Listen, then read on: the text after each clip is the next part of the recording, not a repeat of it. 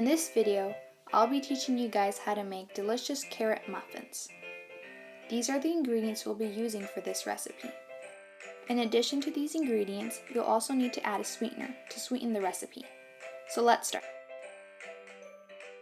Start by mixing the wet ingredients into the large bowl.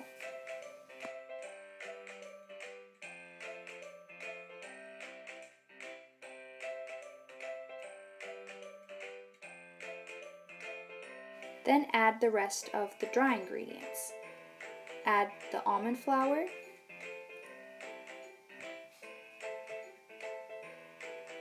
the coconut flour,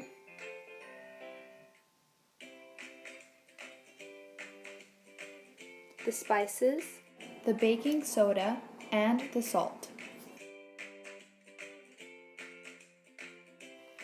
The shredded carrots, then mix the batter.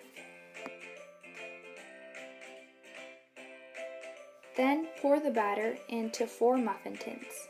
I placed parchment paper into the muffin tins so the muffins won't stick to the bottom of the pan.